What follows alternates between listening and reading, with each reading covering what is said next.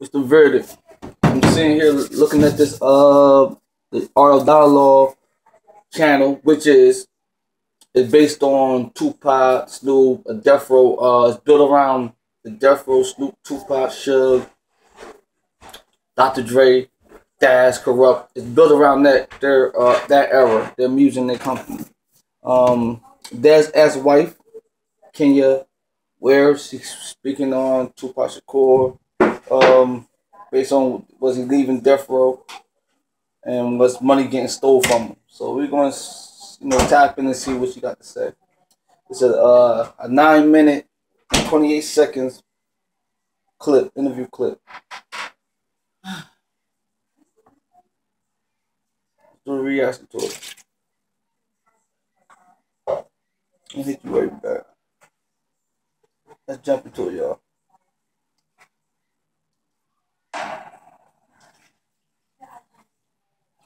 From your point of view, do you think Tupac was going to leave Death Row? Absolutely not. I mean, why would you leave a place where, they helped you get to this point? I mean, Tupac was in the studio 24/7, 24/7. The bills were running up. He came home to a family. He was embraced. He had countless amount of money. He had cars. He had mansion. He had a condo on Wilshire. He had all his places personally furnished by Italy 2000. And if you guys know what Italy 2000 is, I mean, it was the most expensive furniture store in Beverly Hills. And Death Row, all their artists. I mean, Daz and our house was furnished by Italy 2000. Come on, man. What the fuck? I remember Sharita was the... Now, call himself, people calling me. She basically was telling how Tupac was being taken care of and how much access he had to Death Row Company. Unlimited studio time. He had a place to live. He always had money in his pocket. He had cars to drive. And a lot of people argue and say, "Oh yeah, but they belong to Death Row." It's called tax write-off, homie. You get what I'm saying? Like, Tupac Shakur was going through a lot of financial issues.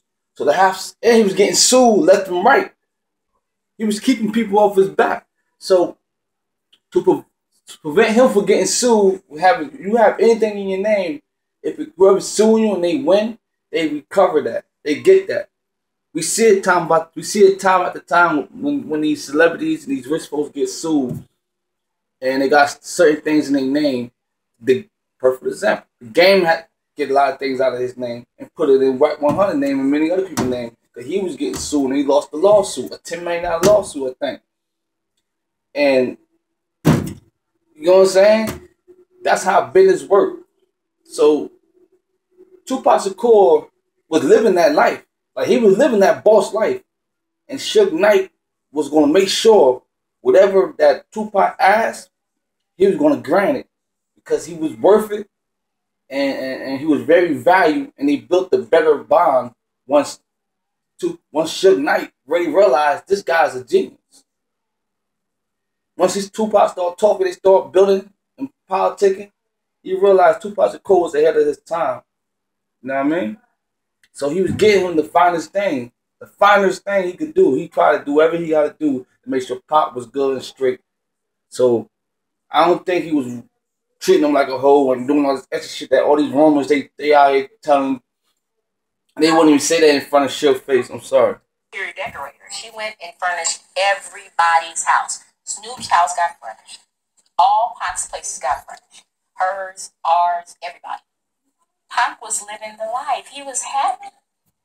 I had never seen Suge so happy. And this coming from someone that was in the circle. She wasn't on the outside. She was in the side of the circle. Like, this Dad's ex-wife. She's beautiful and everything, too. Shout out to her. But, and what's she lying for? She not gained nothing from lying. She could have did 1,000 interviews and she had a motive. She had an interior motive. She would have did 1,000 interviews. You Google her. You'll be Googling her on Googling her and looking her in the search bar and YouTube and seeing hella interviews she doing. She not clout chasing.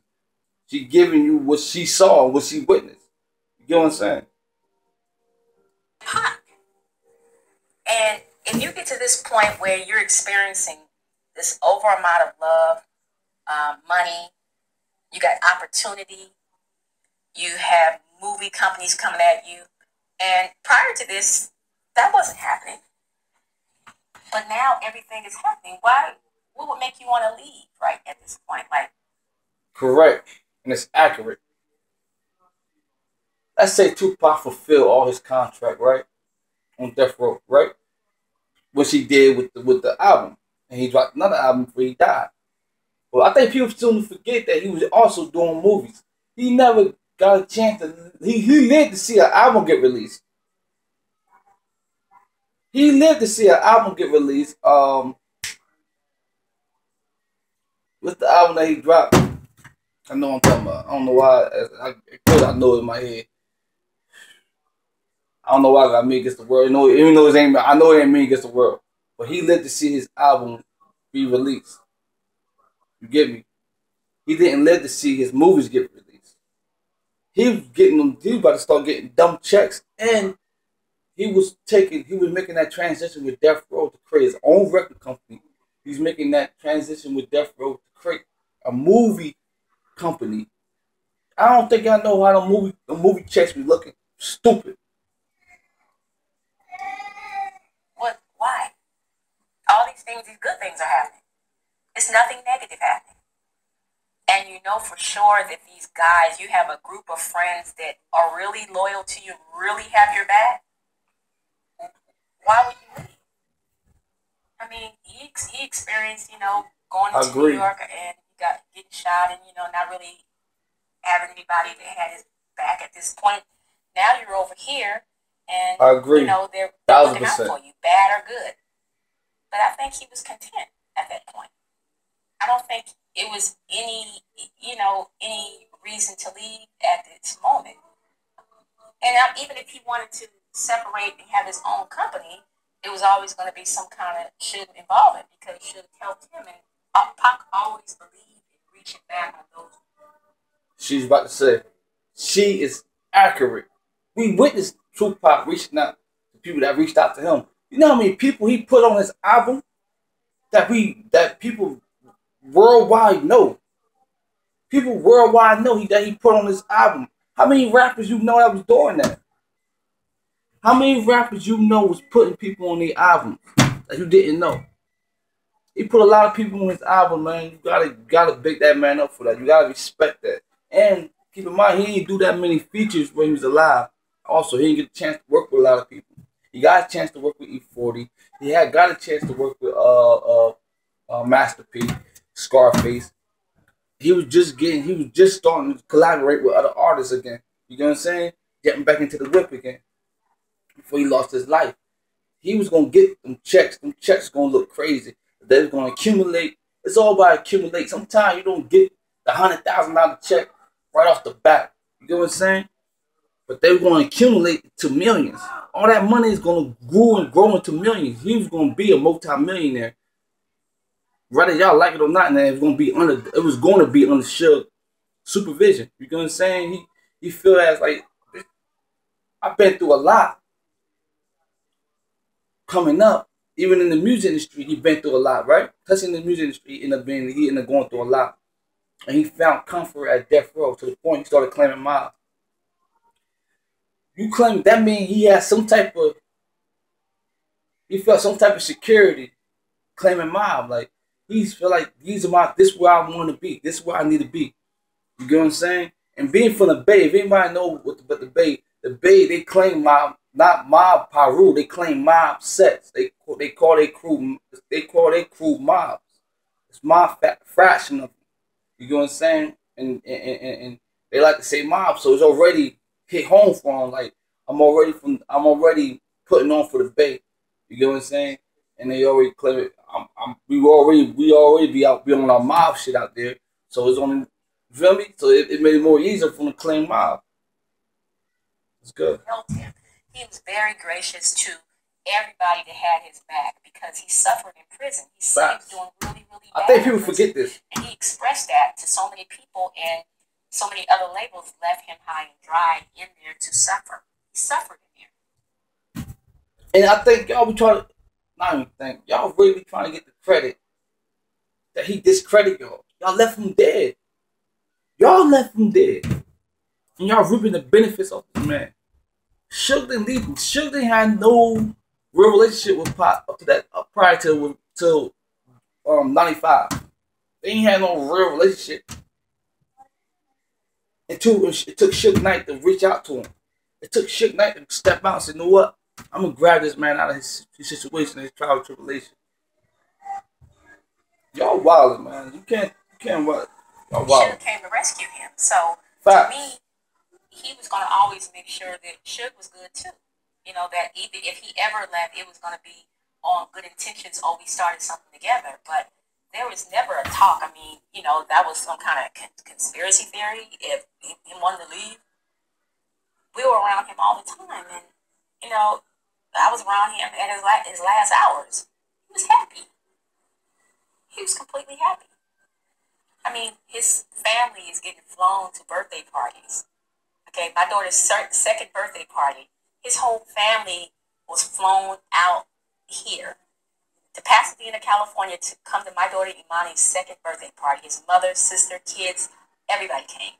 So he's experiencing this love, this celebrity that he had never experienced. So I don't think he was going to leave at that point. No, he was young.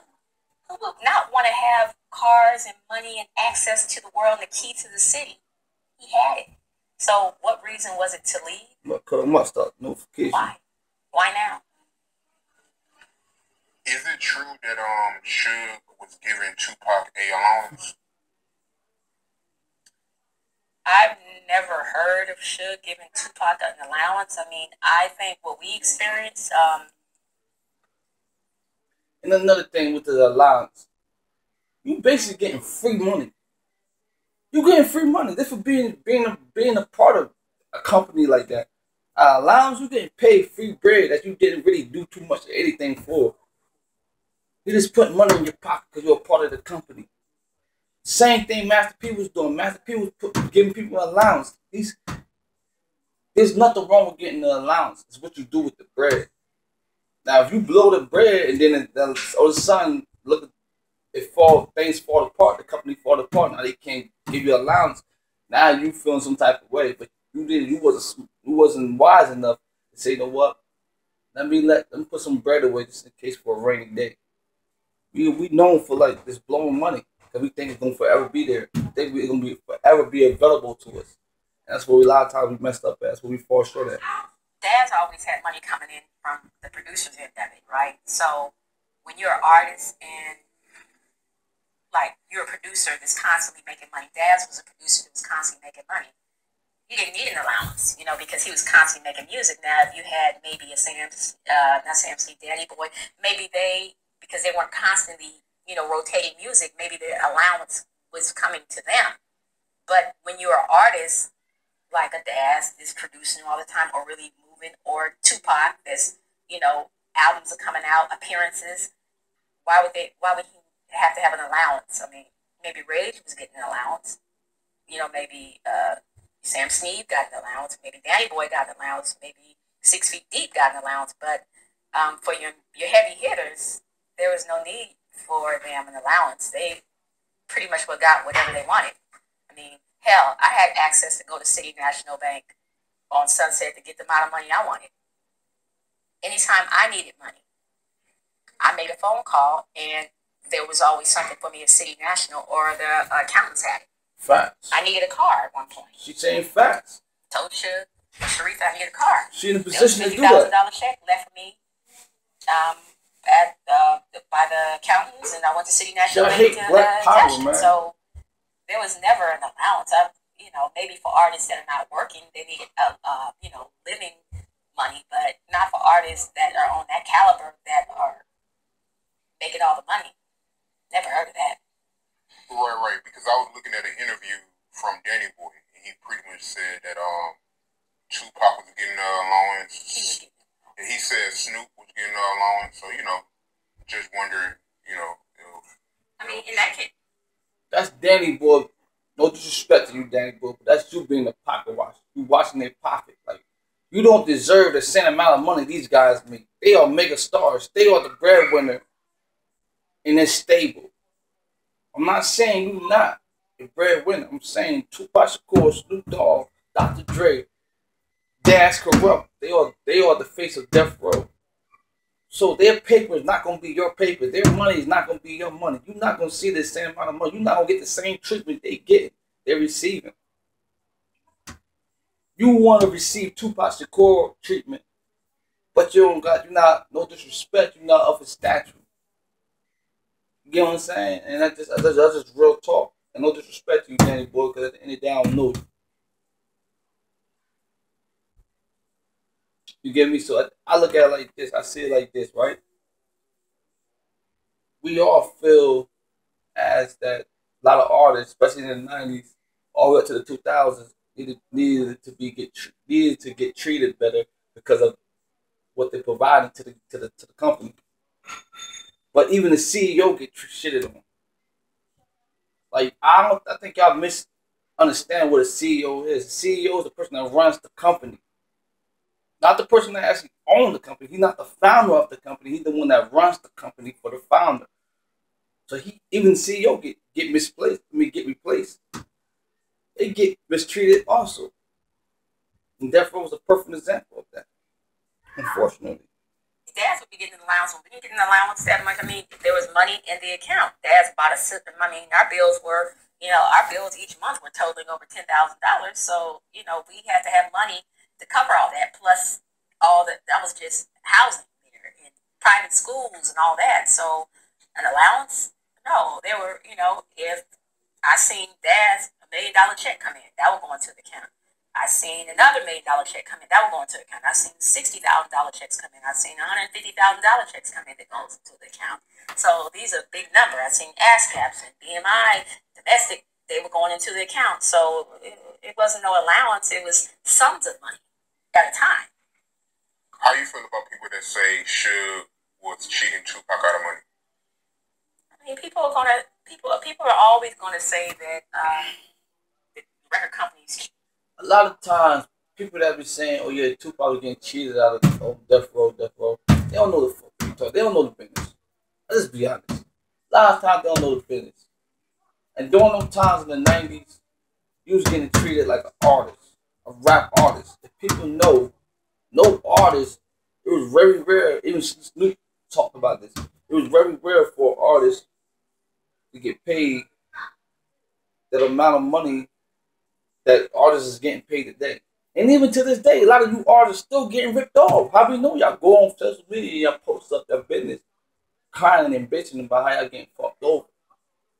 Y'all basically going through the same shit these artists going in the '90s, going through it in the '90s, and they was going through something even worse because they didn't have Google. They ain't had nobody to make videos on how to maneuver in the industry. They did as they went. They learned as they went. Unfortunately, in the Tupac Shakur case, he was learning the game more and more and more. Y'all gotta understand, this man was not stupid. He was not a fool. They say only a smart person could play a fool, but a fool cannot play smart. And he was one of them guys that was smart as hell to the point where Suge had no choice but to make sure his business was situated, even all the way up to his death. Y'all counting this man's pockets. Y'all crazy, man. Bugging. And I always tell everybody, I mean, you got to have a lawyer, you got to have an accountant, and you have to have an accountant watching that accountant. Facts. Because we've had several accountants that ran off with money. Facts. We had several accountants that didn't pay the IRS. So, I mean, you got to account for your money. That's our job to account for our money. People always want to dip. Dipping comes in. Fact. And dip has been going on, I guess, for years. So years and years. To this day. I would say to this day. Pop was smart. Pop was very smart. And he had his accountants, and he had, I think he regulated his money. I think everything was fine. I know he counted out all his pennies. I know he counted. Let's say Tupac Shakur was probably getting cheated out of his paper just a little bit. Bro, the man was gonna the man was gonna outsmart Suge. Trust me. That's why he started having Suge tap into many different venues. They didn't even do a world tour yet, a Death Row tour yet.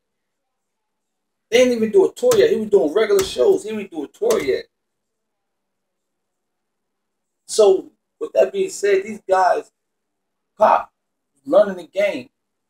He was learning the game. This man's from the Bay. If anybody knows the Bay Area is slick talkers and slick movers. They move slick. They maneuver slick. Everything about them is slick. You can't get too far. You probably, look, fool me once, shame on you. Fool you twice. You hear me? You say, what? Never mind.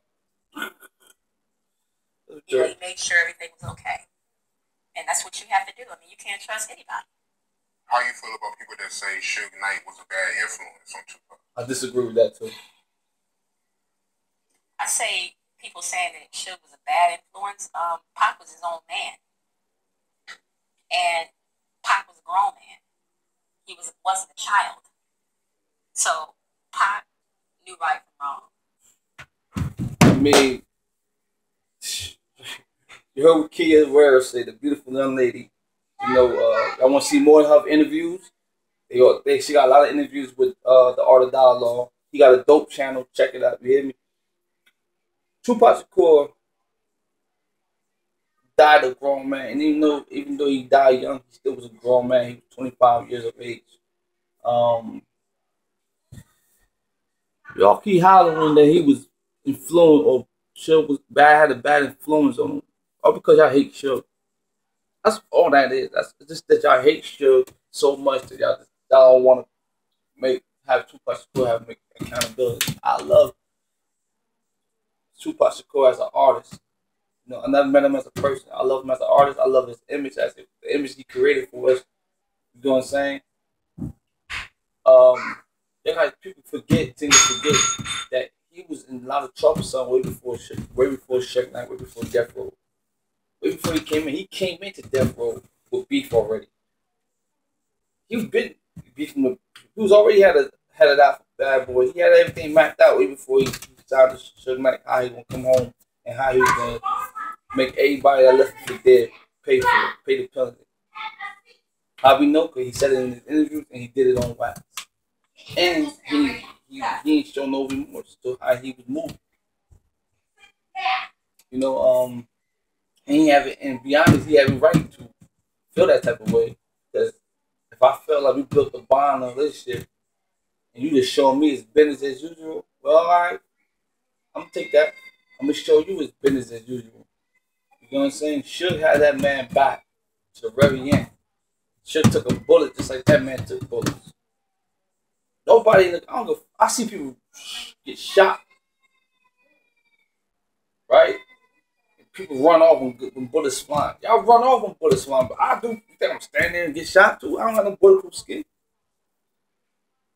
But I come to my aid after everything is settled down. I see somebody on the ground. I'm coming to their aid and trying to get them out of that situation.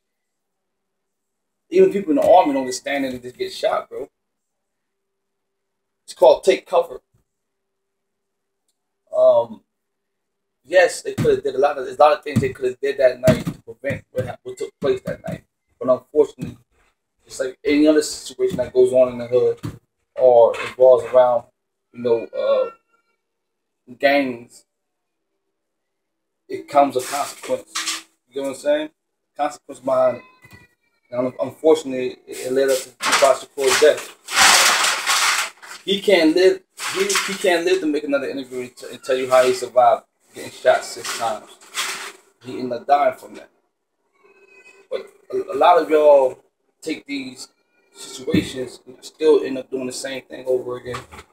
And I think I need to check out, like, Suge was exactly who he was, Suge Knight. He built this image, and he lived up to that image. And of course, a lot of his homies, came out and said, yo, we was the muscle. Y'all was supposed to be the muscle. I think people really forget that you are supposed to be the muscle. You supposed to be the muscle. If that's what you claiming. You claiming to be a boomer. You the muscle. I'm the breadwinner. You make sure I'm good. I'm gonna make sure you good. The minute you do some snake shit, I'm gonna give you turning in the favor. So don't act surprised. Um, you know, I wish a lot of things didn't go down the way it went down that day, but it did. You know what I'm saying? But a lot of y'all need to stop acting as if Tupac Shakur wasn't his own man. Like he didn't think for himself. He had his own entourage. He had a gang of guys behind him that was on that type of time. We ain't talking LA, we talking the Bay. A lot of the guys from the Bay Area was on that type of time. You know what I'm saying? So we gotta stop with that. That gotta end with Suge had a bad influence on Tupac Shakur. We gotta stop that. Boom, man. That's real talk. Peace.